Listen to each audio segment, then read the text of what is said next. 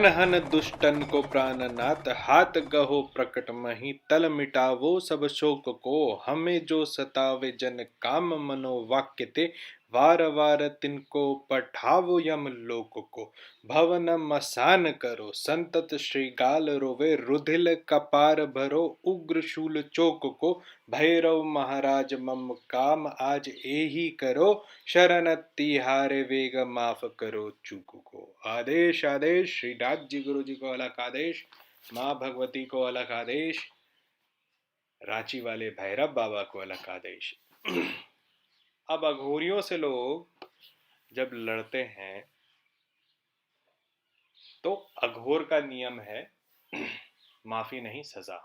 लेकिन माफी कब नहीं दी जाती? माफी तब नहीं दी जाती है जब बहुत ही कोई बड़ा किसी ने दुष्ट वाला काम किया हो, जिसको लगे कि अब इसको सजा मिलनी ही चाहिए। बहुत आप लोग मुझे बोलते हैं कि मेरे साथ इसने ऐसा कर दिया, मेरा कोई पैसा नहीं दे रहा है। हाँ, ऐसे ऐसे ऐसी बहुत सारी बातें आप लोग मुझे बताते हैं कि इस पर ये करो वो करो। देखो, पैसा एक ऐसा चीज है जिसके लिए कभी किसी पे क्रिया नहीं करनी चाहिए, मतलब उल्टी क्रिया नहीं करनी चाहिए। ऐसी क्रियाएं हैं जिससे कि अगर आपका कोई पैसा लेकर के बैठा है और पैसा लौटा नहीं रहा है तो वो आपको पैसा ज़रूर वापस कर देगा। तो अगर आपको किसी को सज़ा देनी है तो पहले ये समझना ज़रूरी है कि सज़ा किस तरह के कामों में दी जा सकती है। ठीक है, सबसे पहले तो सज़ा तब आता है जब राष्ट्र का कोई अहित कर रहा हो। ठीक है, अगर राष्ट्र का कोई अहित कर रहा है तो उसे सज़ा मिलनी चाहिए। दूसरा, धर्म का कोई अहित कर रहा है तो उसको सजा मिलती है। माता पिता का कोई अहित कर रहा है तो उसको सजा मिलती है। मूलभूत रूप से कोई भी अगर किसी और के विशेषाधिकार में प्रवेश करता है तो उसको सजा मिलती है। और सजा का एक लेवल होता है, हर डिग्री का अलग अलग सजा होता है। तो सबसे पहले अगर कोई मुझे बोले या कोई भी तांत्रिक अघोरी के पास लोग जाते हैं तो बोलते हैं इस पे मारन कर दो। मैं आपको बताता हूँ, सिर्फ अघोरियों या तांत्रिकों में सिर्फ नाथ अघोरी ऐसे जिनको सात मारण कर की छूट होती है, मतलब उनको कोई पाप नहीं लगता उसका। ठीक है, इलीगल है लेकिन कोर्ट में प्रूफ नहीं हो सकता, ये भी बात है। लेकिन मारन आपके लिए कोई नहीं करेगा, क्योंकि एक तो ये साधना बहुत गुप्त है। गुरु ऐसे ही साधकों को मारन देते हैं जिन पे उनको विश्वास होता है कि ये इसका प्रयोग नहीं करेंगे। दूसरा, मारन का प्रयोग सिर्फ राष्ट्र हित में हो सकता है। अगर राजा पे कोई संकट हो या राष्ट्र पे कोई संकट हो तभी कोई तांत्रिक या घोरी एक तो मारन का प्रयोग करता है। दूसरा, मृत संजीवनी का प्रयोग राजाओं के लिए किया जाता है, अगर मृत संजीवनी के बारे में आप जानते हो तो आज मैं आपको बताने जा रहा हूं कि अगर किसी ने आपका बहुत बहुत बहुत अहित किया हो, मतलब आप उसके चलते बर्बाद हो चुके हों, ऐसे लोगों के लिए मैं आपको तीन मंत्र आज बताऊंगा। तीन मंत्र, बगलामुखी का एक मंत्र है, एक हनुमान का मंत्र है, ठीक है, और भैरव जी का तो मंत्र है ही। तो ये तीन मंत्र जब आप कर लेंगे उसके बाद आपको अपने शत्रु का नाश देखने को मिलेगा। लेकिन मैं एक बात बता दे रहा हूँ, किसी का अनिष्ट करके किसी को लाभ नहीं होता है। ठीक है, कोई भी अनिष्ट आप किसी का भी कर लो तो लाभ नहीं होगा। आपने उसको उसके साथ गलत किया, आप उसके साथ गलत करोगे, ये चक्र चलता ही रहेगा। ठीक है, लेकिन कुछ ऐसे विशेष परिस्थितियां होती है जहां पर जब तक आप सामने वालों को, जैसे कि कोर्ट किसी को सजा देता है तो वो सजा क्यों देता है? ताकि वो व्यक्ति सुधर जाए और आगे फिर किसी का अहित ना करे। तो कुछ लोग दुष्ट ही होते हैं, उनकी प्रवृत्ति दुष्ट वाली होती है, वो कभी किसी का भला नहीं कर सकते। ऐसे लोगों को कभी कभी सजा भी देनी पड़ती है। तो आप आओगे किसी के पास कि आप मेरे लिए इसको सजा दे दो, तो नहीं, वो कर्म का एक चक्र होता है। आप मुझे बोलो किसी का हित करना, मैं नहीं करने वाला। क्यों? क्योंकि कर्म का एक चक्का होता है, मैं किसी का हित करूंगा तो मेरा भी अहित होगा। ठीक है, तो इस चीज को समझते हुए कभी भी तांत्रिक इसका प्रयोग करते हैं। ठीक है, तो अभी जो मैंने शुरुआत में आप लोगों को मंत्र बताया वो भी शत्रु नाश का मंत्र है और बहुत ही प्रभावशाली मंत्र है। आपको मैं आज का पहला मंत्र बता रहा हूँ। ये मंत्र माँ बगलामुखी का है। अघोर में इसको ब्रह्मास्त्र कहते हैं। ठीक है, इसको कैसे चलाया जाता है ये आप मुझे फ़ोन करेंगे तो मैं बताऊंगा, नहीं तो पता चला अभी सुन करके बिना सोचे बिना समझे आप लोग इसका प्रयोग करने लगेंगे। मैं आपको भी मंत्र बता रहा हूँ। आप जब मुझसे बात करेंगे तो मुझे ये कंफर्म होगा कि आप अगर किसी को क्षति पहुंचाना चाह रहे हो तो क्या वो क्षति पहुंचाना चाह रहे हो या फिर आप उसको इसलिए सजा दे रहे हो ताकि वो सही जगह या सही मार्ग को पकड़े।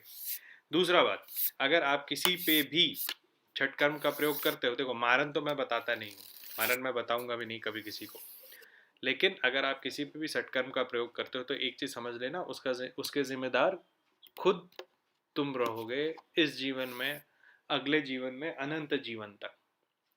इसीलिए किसी पे भी मारन, मोहन, उच्चाटन, विच्छेदन, वशीकरण नहीं करना चाहिए, क्योंकि जिसने भी आपके साथ कुछ किया है उसके भी दो हाथ, दो पैर, दो आंखें, दो कान, एक मुंह, एक नाक, यही है ना, वो भी आपके ही तरह है। जैसे राजनीति में कहते हैं कि राजनीति का बदला राजनीति से लेते हैं, ठीक है, वैसे ही जो सांसारिक चीज़ें हैं उसका बदला सांसारिक चीज़ों से ही लेना चाहिए।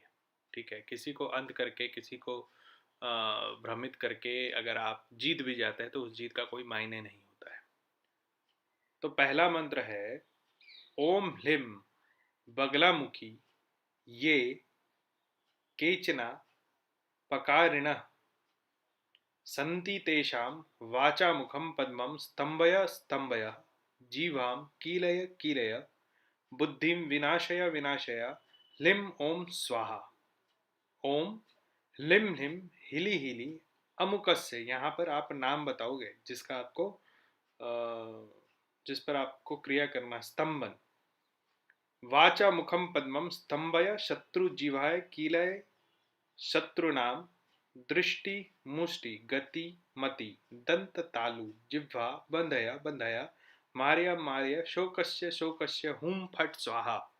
ये मंत्र आप जब चलाएंगे किसी पर तो उसकी सरस्वती मंद हो जाएगी, उसके क्रियाकलाप, वो जो काम कर रहा है, चाहे वो किसी को बेवकूफ़ बना रहा हो या किसी को दुख दे रहा हो, उसका ये प्रवृत्ति खत्म हो जाएगा, वो ये नहीं कर पाएगा इसके बाद, और वो खुद शोक में, मतलब डिप्रेशन में चला जाएगा। ठीक है, इस मंत्र को बहुत सोच समझ करके किसी पर आप प्रयोग करना। तो ये एक मंत्र हुआ जो मैं आपको बता रहा हूँ। दूसरा मंत्र शत्रु विनाश का हनुमान जी का है। ये मंत्र आप रामनवमी से शुरू करेंगे, एक मंत्र तक एक महीने तक 1000 जापेंगे, फिर काला उरद लेकर के जिसके ऊपर भी पढ़ के छीटेंगे उस पर असर होगा। ये मंत्र एक बार ही काम करेगा, तो एक साल में एक बार आप इस मंत्र का प्रयोग कर सकते हैं। मंत्र है ओम एक ही आदि है जगधारा, सदा स्मरण करूँ ओमकारा, ओमकार से मैं काम चलाऊं, ठहरे पर्वत मैं हिलाऊं, ओमकार से उपजी वायु, वायु का बेटा है हनुमान, तेरा हूँ मैं एक ही दासा, सदा रहो रघुवर के पासा, पान बीड़ा तुझे चढ़ाऊं, देवदत्त को मैं भगाऊं, तेरा भागा ना भगे, रामचंद्र की दुहाई, सीता सतवंती की दुहाई, लक्ष्मण यति की दुहाई, गौरा पार्वती की दुहाई, शब्द साचा पिंड काचा, फूरो मंत्र ईश्वर वाचा। ठीक है, ये मंत्र जो है ये किसी भी शत्रु के नाश के लिए होता है, मतलब मेंटली और फाइनेंशियली उसका नाश हो जाएगा। तीसरा मंत्र मैं बताऊंगा आपको। ये जो तीसरा मंत्र है ये बड़ा खतरनाक मंत्र, ये मेरा प्रैक्टिकल मंत्र है। कैसे प्रैक्टिकल है मैं अब आपको बताता हूँ, और इससे आपको एक सीख भी मिलेगी। क्या होता है, जैसे आप लोग भी यूट्यूब पे बहुत सारी साधनाएं देखते हैं, तो लोग आपको मंत्र बता देते हैं, आपको विधि बता देते हैं, और उसके बाद आप वो साधना करने लगते हैं भगवान भरोसे।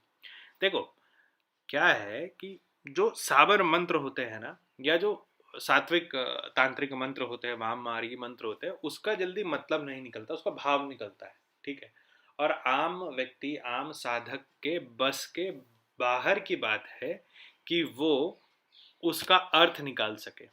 ठीक है, तो आप जब एक मंत्र कर रहे हो तो उसको आपको पता ही नहीं होता है कि वो मंत्र क्या होता है, नहीं होता है। तो अभी जो मैं आपको मंत्र बताऊंगा, मैं बताऊंगा कि ये आपको क्यों दे रहा हूँ। उससे पहले कहानी बताता हूँ। हमारे से एक व्यक्ति तंत्र सीखते थे, खुद बहुत अच्छे बहुत विद्वान रिसर्चर हैं और एस्ट्रोलॉजर हैं।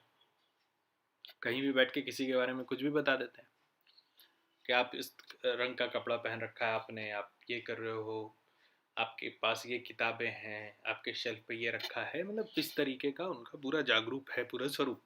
तो वो मुझसे तंत्र सीख रहे थे, तो मैंने उनको एक मंत्र दिया, वो कर रहे थे। उन्होंने एक दिन मुझे बोला, गुरु महाराज क्या मंत्र देते हो, कुछ पता ही नहीं चलता मुझे कि आप क्या मंत्र दे रहे हो, ऐसा कुछ मंत्र दो कि मुझे पता चले। अब क्या है कि अगर आप किसी से सीख रहे हैं ना, तो वो आपको देख के ही मंत्र देता है कि ये कौन सा मंत्र संभाल सकता है। ठीक है, तो पता नहीं, मेरी थोड़ी शैतानी थी, मुझे लगा कि थोड़ा आज मज़े लूँ, तो उनको मैंने एक 4 शब्द का मंत्र दे दिया। ठीक है, और बोला आप इसको आज से जापो, आज जापो, आपको शक्ति का प्रभाव समझ में आएगा। अब भाई साहब उन्होंने भी कॉन्फिडेंस में क्या किया कि शुरुआत का गुरु मंत्र छोड़ बोल के सबसे उसी माले को बैठ करके उन्होंने 10 माला झापा, मैसेज किया मुझे कि कुछ नहीं हुआ, और जाके सो गए। रात में 3:30 बजे उनका फ़ोन आया, बोला गुरु महाराज मुझे तो किसी ने खींच के बिस्तर से नीचे पटक दिया। तो मैंने बोला आपने ही तो बोला था कि आपको अनुभूतियाँ नहीं हो रही अघोर की, तो मैंने सोचा कि थोड़ी अघोर की अनुभूति दूँ। ठीक है, तो मंत्र देने वाला ही जानता है कि मंत्र का क्या उसका आउटकम होता है। जैसे कि अभी ओम नमः शिवाय वाले जो मंत्र का मैंने बीज बताया, तो बहुत सारे आप में से बहुत सारे भक्तों ने किया, बहुत सारे लोगों ने किया। अब क्या है कि मैंने वहाँ पे क्लियर बताया था कि आपको सांप की अनुभूति होगी। तो जो साधना कर रहे हैं उनको कभी सांप के फुंकार की आवाज़ आ रही है, किसी को ऐसा लगता है कि उनके पैर में सांप लपेटा गया है, या कोई बिस्तर पे लेटा है तो उसको लग रहा है कि उसके पीठ के नीचे से सांप जा रहा है, क्योंकि सांप ठंडा होता है ना। तो ये चीज़ें अब हो रही हैं। एक साधक है हमारे, वो जब साधना करने को बैठे, अंतिम दिन साधना थी, मैंने मुझसे बोला कि गुरुदेव मैं साधना करने जा रहा हूँ। मैंने बोला कि बस बोलना नागों के देवता को कि आप प्रत्यक्ष हो जाओ। मैंने कर लिया 7 दिन का साधना, और उन्होंने आँख खोला तो उनके आँख के बराबरी में एक नाग ऐसे खड़ा था, ऐसा उनको आभास हुआ या देखा। तो क्या है कि क्या साधना है, वो जिसने साध लिया साधना वही जानता है। ठीक है, देना बहुत आसान है। आज के डेट में तो साबर मंत्र रहस्य किताब खरीदो या गूगल करो और आपको 5 मंत्र मिल जाएगा। ठीक है, तो इसीलिए मैं विधि नहीं बता रहा हूँ, क्योंकि मैं जानना चाहता हूँ कि आप क्या करने वाले हो और क्या मंत्र है। तो ये जो मंत्र मैं आपको देने जा रहा हूँ, ये किसी ने मुझे दिया था कि तुम्हें बहुत फायदा होगा। ठीक है, लेकिन मुझे ये नहीं पता था कि उस व्यक्ति को मुझसे खुन्नस थी। मैं भी नया नया था तंत्र में, रोज रात बैठ के साधना करता था, तो मैंने इस मंत्र को किया। अभी देखो मैं मंत्र आपको बताता हूँ। ये मंत्र आप लिख लो, ये आप लोगों के लिए है। इसको प्रयोग कैसे करना मैं आपको बताऊंगा। तो ये मंत्र था, ओम औम ह्रीम श्रीम श्रीनभे नमो भनवली अमुक समृद्ध्योज्वलः माँ सर्व संपदम देहि मम लक्ष्मी नाशय नाशय हुम फट स्वाहा। देखो 1 मिनट रुक जाओ। अभी क्या है कि इस मंत्र में मैंने थोड़ी गलती कर दी है, वो मैं आपको फ़ोन पे क्लियर करूंगा कि कहाँ क्या गलती की मैंने।